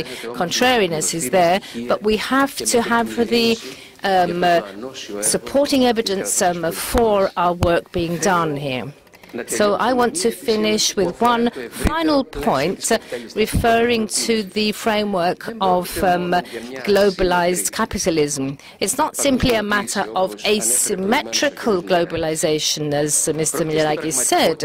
It really is a matter of an organization of a capitalist globalization, which in its basic elements, in its founding rules, has the most dirty dumping and unfair competition taking place. Look at what's happening in China, India, Vietnam, and the companies there. I mean, social dumping is exported, environmental dumping, monetary dumping, all exported out, and the material basis upon which the European contract was built is thus dissolved. So, as concerns the institutional chains being built and continually being built, we have to look at the negotiations of the European Union underway with the United States on the one hand, and with Canada, as concerns the transatlantic trade, to see how an investment acquires some absolute value, where any sort of protection measures in terms of minimum wages, for example, for those particular agreements is something which people want to sweep aside. And, of course, I must stress that this is an unfavorable institutional and political environment, which we have to bear in mind. And, of course, trying to deal with all of this particular prevailing set of circumstances is difficult. We're working within that framework. We must not forget it. So the work of the committee has to be fulfilled in such an unfavorable framework. We must not forget that when we're trying to put forward specific proposals. Thank you.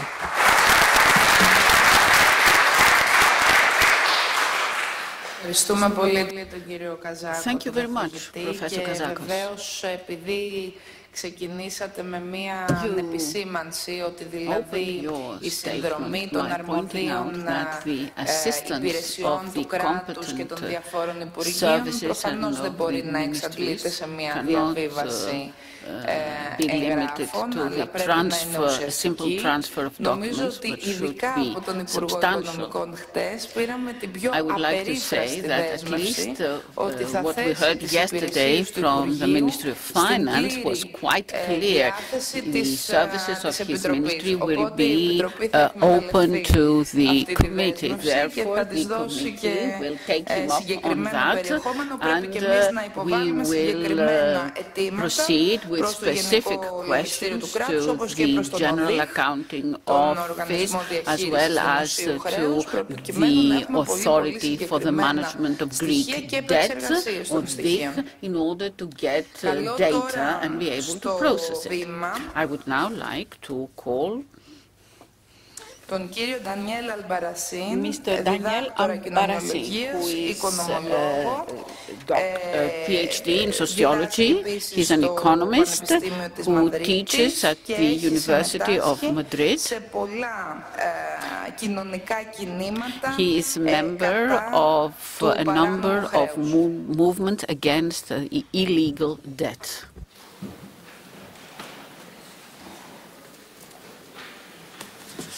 Thank you, Mrs. President. Thank you all. Well, it's a great honor for me to be invited in and to contribute to this novel mission that the Hellenic Parliament proposes to this Audit Committee. Well, indeed, it's a great opportunity and a high responsibility to provide my knowledge and effort in this historical occasion. Thank you very much for that. And only a few words. I should begin stating a difference of sense of significance about some concepts useful for the audit. Okay. Audit processes rely on the analysis of balances, sheets, and budget, but when seeking to determine the regions of an legitimate debt, we cannot settle for a mere exercise in accounting review. This analysis would be locked in the narrow study of government expenditure. Although certainly this phase is needed to identify inappropriate expenses, would be leaving aside other necessary chapters. First, fiscal policy, which determines income, fund source, and how it's distributed, the fiscal effort among some social and economic groups compared to others. Second, the comparison between revenues and expenditures over time, because economic policy also partly responsible for the management and response to the economic cycle, determining in part the economic growth and affecting the generation of primary public surpluses or deficits. The latter causes the rise in public debt, as you know. Thirdly, the financing and interest rate framework as the cost of the public debt. For this dimension, we must take into account the monetary and financial policy. In these financial and monetary matters can be observed a system of discrimination involving interest rates and confirm an unfavorable treatment of some indebted actors and countries over others. In short, we should combine this macroeconomic assessment with an accounting audit. In sum, our task has to be an exercise of evaluation of Greek public policies and its relationship with European policies. We may assess the sustainability of debt. This kind of approach wonder whether it is possible to continue meet the repayment of the debt. This question would be appropriate in macroeconomic terms, but it's not sufficient if it comes as an isolated issue. First, because it considers paying as a principle given in any context. Secondly, because we have to wonder the region of the debt, the location of creditors' responsibilities, or what the debt have served. And most of all, we have put first the social needs before the repaying decision. Definitely, we have to evaluate if there is some share of debt could be deemed illegitimate and obtain conclusions and make it to know to the people. Thank you for your attention.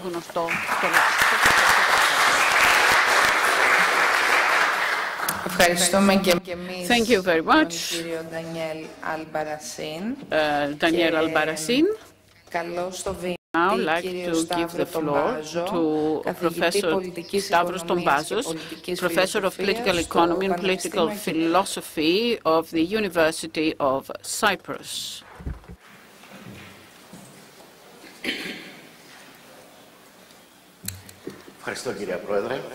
Thank you, Madam Speaker. Ladies and gentlemen,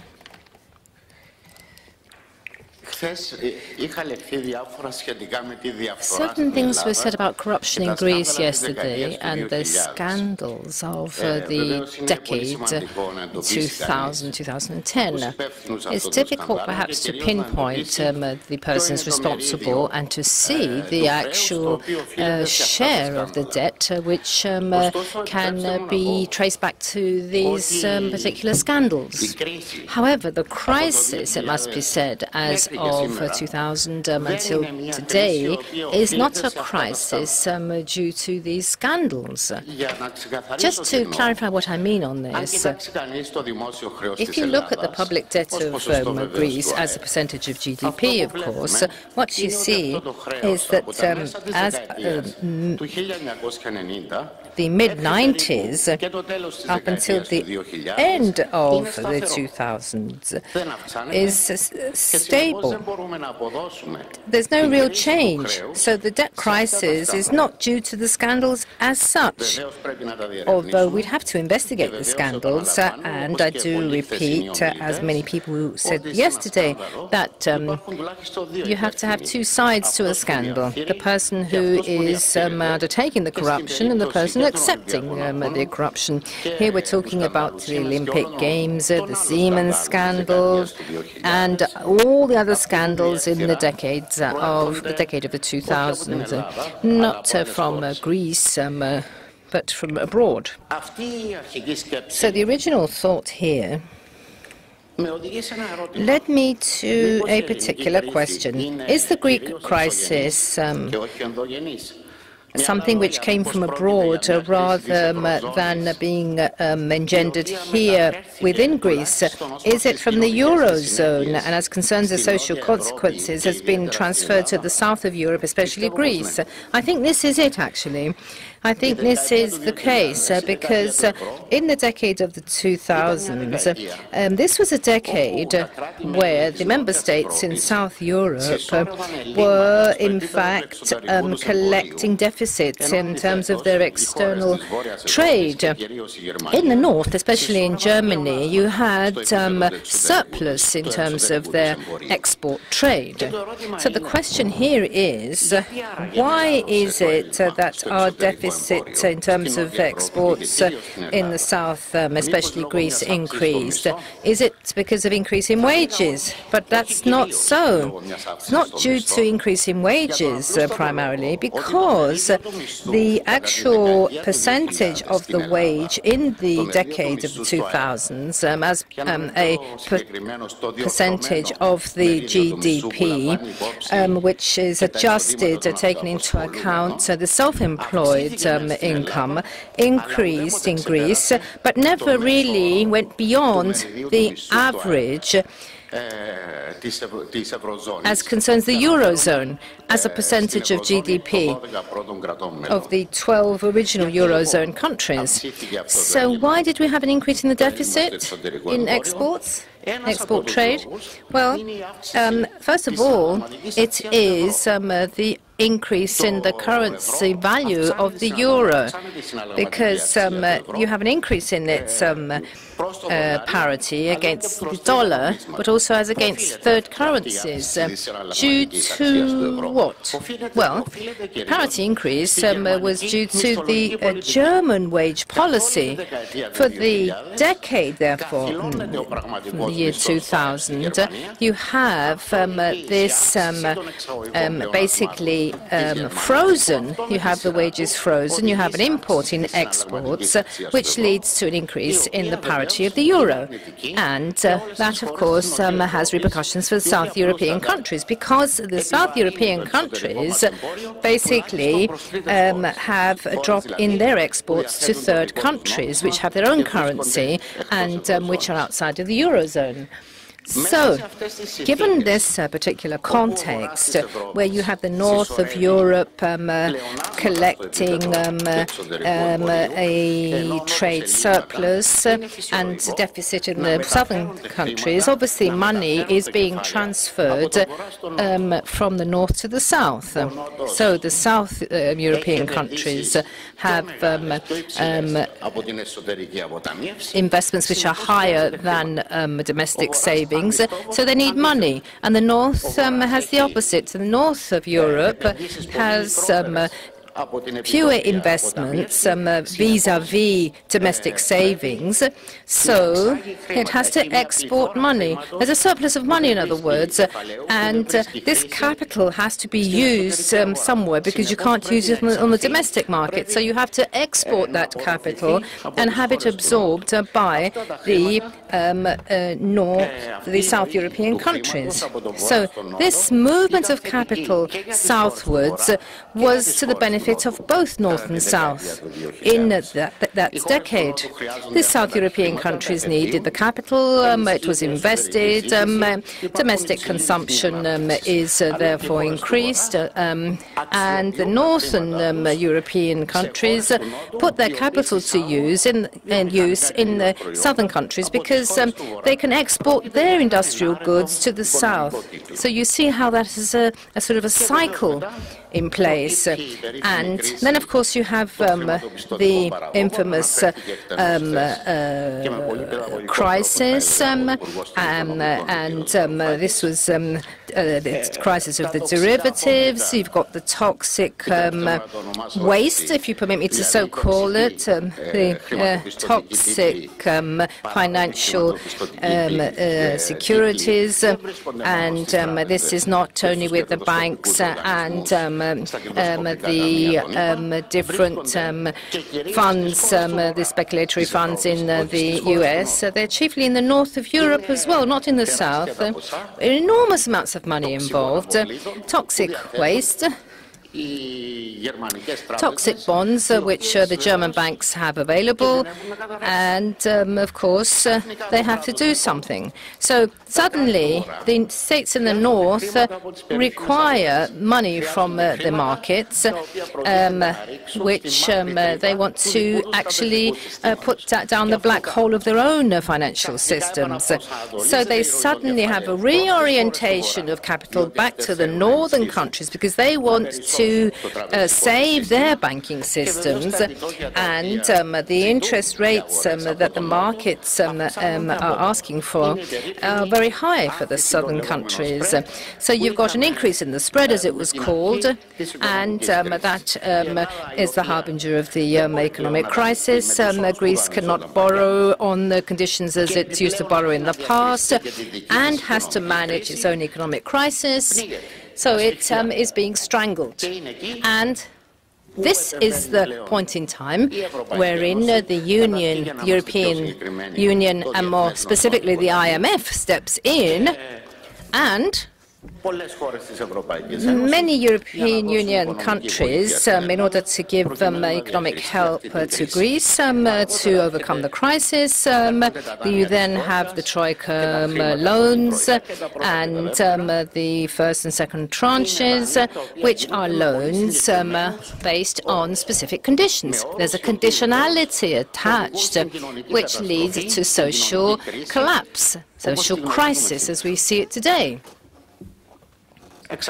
You see gradually a disappearance of collective agreements, wages are decreased, very high levels of unemployment in Greece, now in excess of 26%, youth unemployment in excess of 55%, total decrease of GDP to the tune of 25% in a very short space of time. And what is not often mentioned, one person did mention it before, is that in the decreased GDP, you have 5 percentage points that workers are losing, not only as a GDP decrease, but the actual percentage of the wage of the GDP is reduced by 5 percentage points. So it's social collapse, social destruction in Greece. So the memoranda and the conditionalities demand modern human sacrifices. That's what I think is the right term for it, and I agree with Mr. Kazakos as he put the issue. So,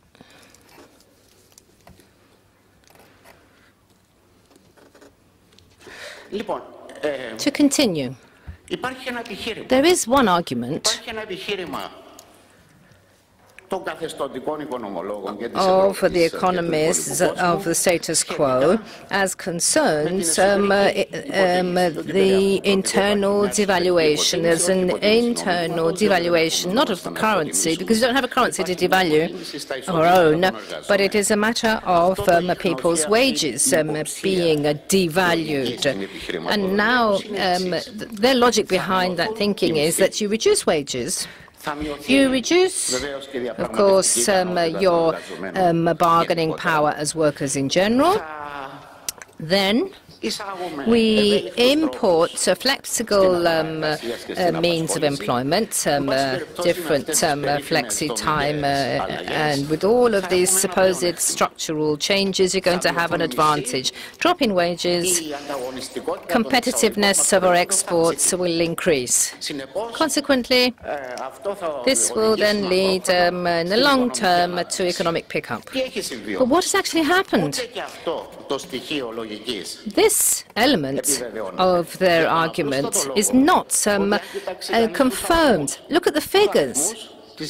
Look at the figures of the European Union itself, which you can find on the internet, on the Ameco website, where you see that the operating surplus vis-à-vis wages is on the increase. In other words, a reduction in wages has not led to a reduction in prices of products in general, nor of exports, but leads to an increase in the profits in the broadest sense of the word. What is the gross operating advantage? It is profits, it's interest rates and rentals. So, the income of ownership is the revenue for ownership, or rather the ratio of the revenue of ownership vis-à-vis wages is on the increase. So you don't have an improvement of export performance. You simply are sinking deeper into that vicious cycle of the crisis. And we cannot see how it's possible to break out of this vicious cycle of the crisis unless we call into question debt, unless we call into question sovereign debt. Of course, on a legitimate basis. And this is, of course, both an onerous and an abhorrent debt and unsustainable, because we're never going to be able to repay it. We need to change our economic policies, and, of course, this is something that we need to take action on. So my thanks, therefore, are due to the Speaker of the House for this initiative, which is so important for Greece, but not only. It's important for the whole of the European Union. It's an important initiative for Greece and Europe that has yet to be built. Thank you.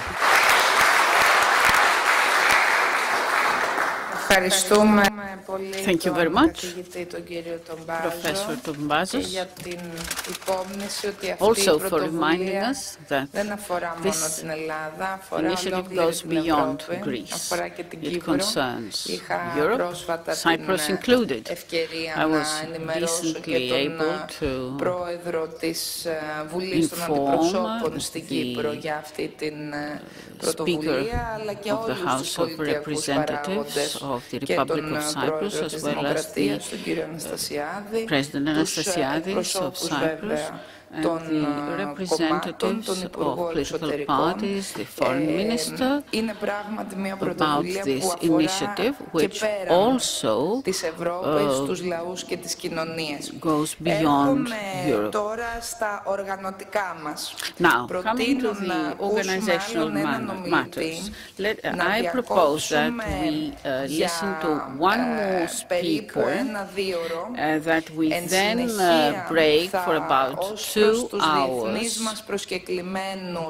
Υπάρχει ένα αίτημα από τον Ρικ Τουσάν να γίνει μια συνάντηση Eric Toussaint has asked for an in-camera meeting so that we will resume our meeting at 5:30 in the afternoon to take the rest of the speakers.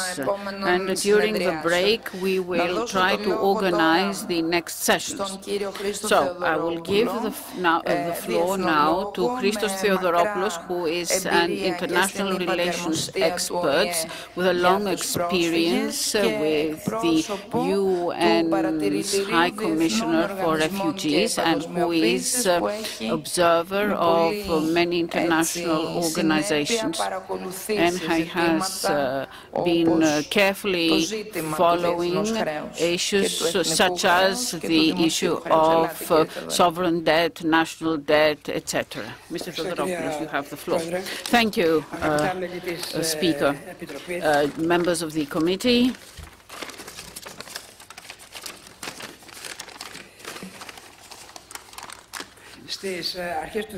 At the beginning of 2015, the total global debt was calculated, as you know, at approximately $200 trillion.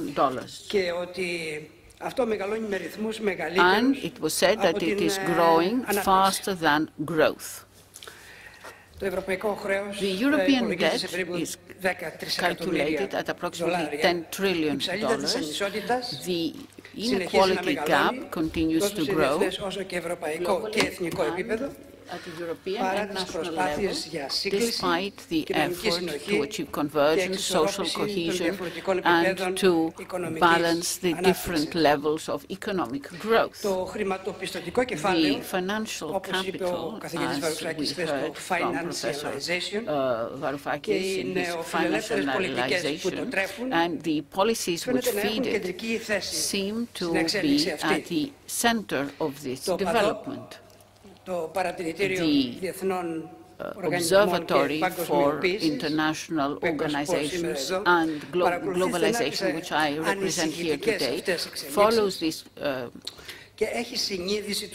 trends with great concern and is conscious of the fact that today we are not only dealing with the hawks of the military-industrial complexes of the Cold War period, but more complex and sophisticated systems that cover the globe.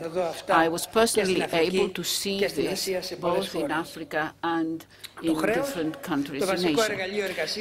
Finally, the main instrument, working instrument of the global financial elite, the new aristocratic fraternity or brotherhood, has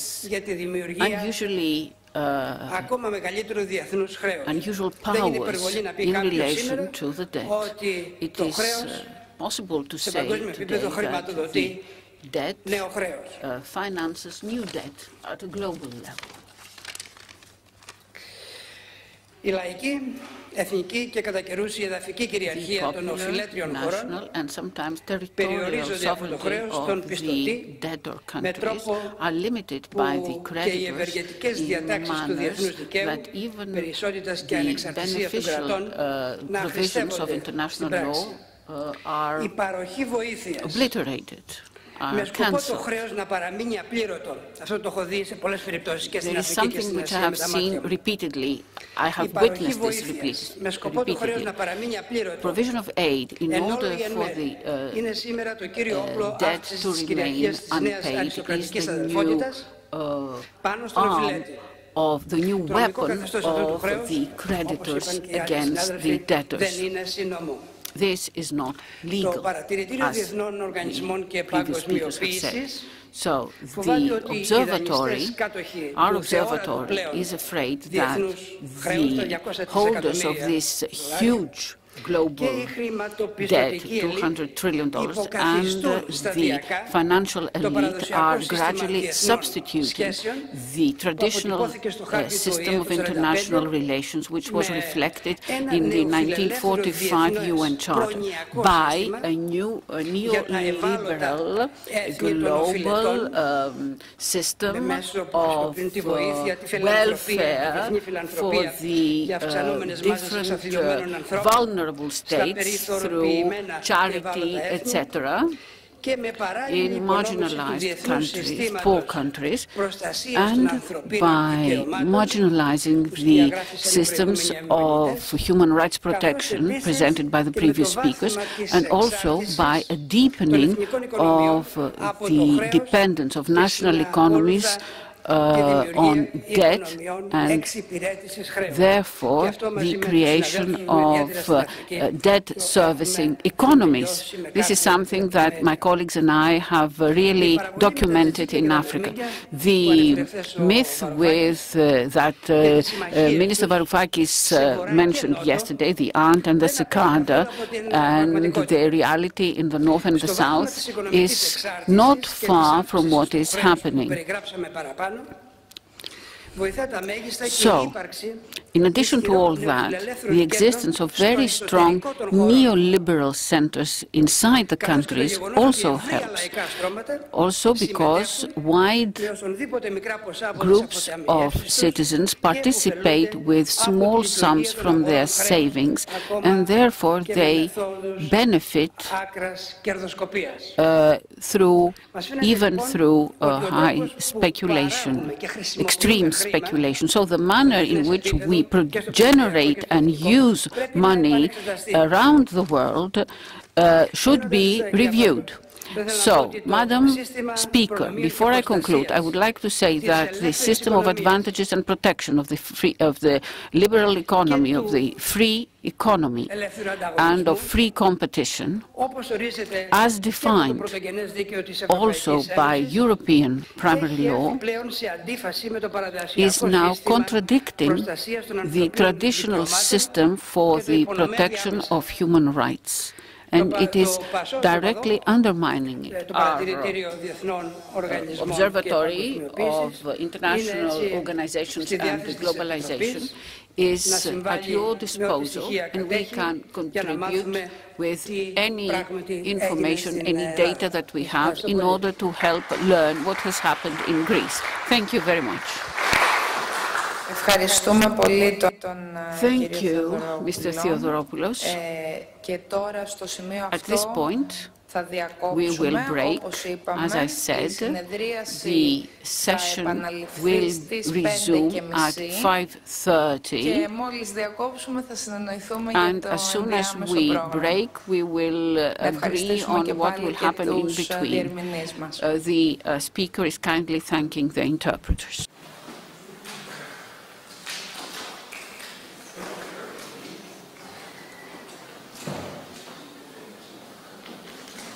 Θέλω να σας παρακαλέσω, everyone, your attention for a moment. There is a table circulating around, asking you to re-enter your full data and contact information, etc.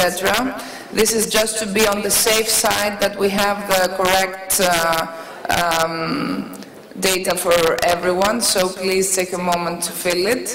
Now we're going to go and have lunch at the Benaki Museum right across the street, and there will be a meeting of the international team under the coordination of Eric. Shall we say at 4:30, Eric, so that you okay, at 4 o'clock, so that we start at 5:30. Okay. I was hoping to guide you a bit at the Benaki Museum. Okay, let's say 4:30. Παρακαλώ και για τους So, for the Greek speakers,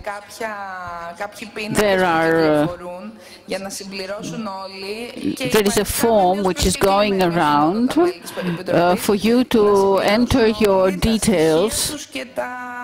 Και τα στοιχεία επικοινωνίας. Οπότε παρακαλώ συμπληρώστε το όλοι για να οργανωθούμε καλύτερα. Ευχαριστώ.